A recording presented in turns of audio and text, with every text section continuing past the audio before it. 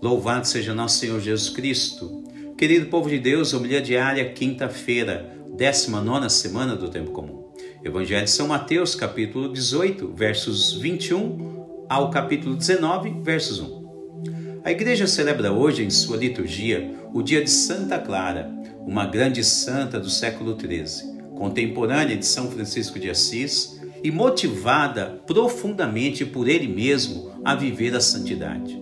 Após vencer os desafios familiares para se tornar uma franciscana, mesmo sendo de família nobre, ela preferiu renunciar aos bens materiais de sua vida para obter os bens celestiais. Aliás, falando-se de bens materiais, ela vendeu toda a sua riqueza material, inclusive o dote que tinha para se casar, tendo em vista ajudar os mais pobres.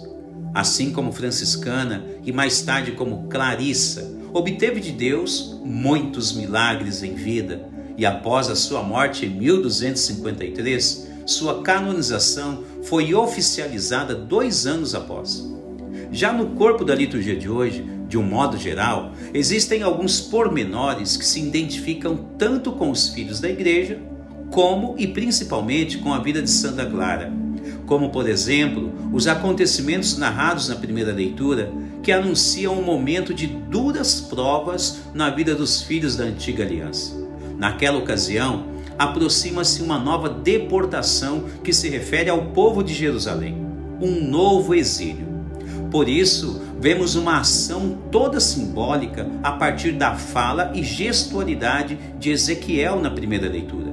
Um simbolismo que anuncia uma saída silenciosa.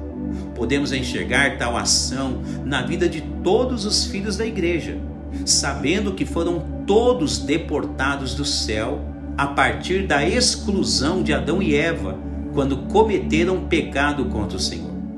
Se olharmos atentamente, podemos aplicar tal situação igualmente na vida de Clara de Assis, quando esta encorajou-se a sair da casa de seus pais, a fim de obter nova vida ao lado de São Francisco de Assis, lá no convento.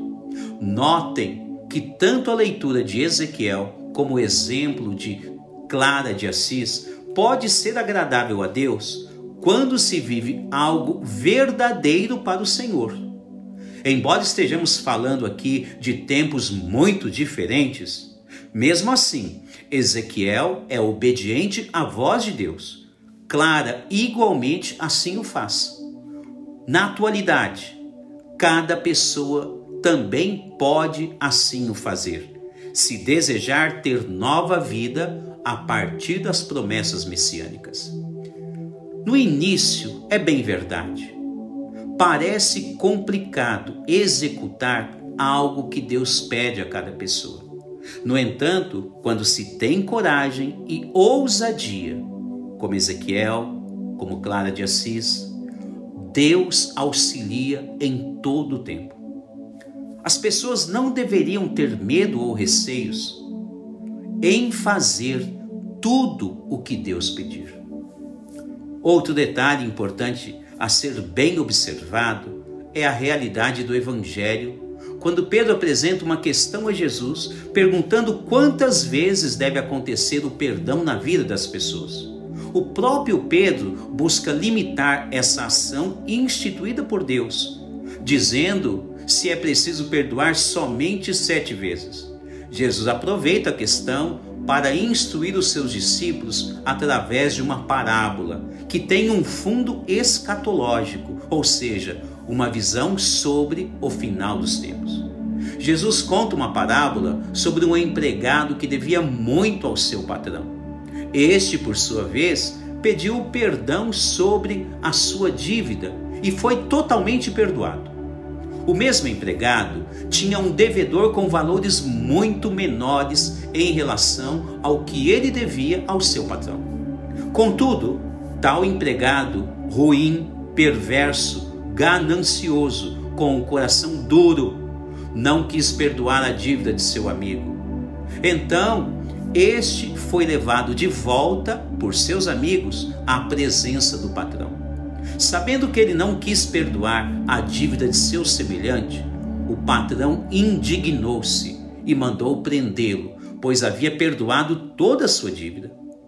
Notem o quanto esta parábola quer nos dizer algo, pois em relação ao perdão, Deus perdoa todos os pecados de qualquer pessoa, desde que encontre um coração verdadeiramente arrependido, com a finalidade de recomeçar a sua vida. Nesta ótica, é preciso aprender que a partir de Jesus Cristo, assim como Deus perdoou toda a nossa dívida com Ele, ou seja, perdoou todos os nossos pecados, por vezes, muitas pessoas irão necessitar do perdão umas das outras, e por isso todos deveriam se perdoar mutuamente. Quantas vezes perdoar? Jesus acabou de dizer, não tem limite, dado que o perdão de Deus é ilimitado a cada um de nós. Seguindo o rastro de Deus, devemos perdoar o nosso semelhante quantas vezes for necessário. Louvado seja nosso Senhor Jesus Cristo.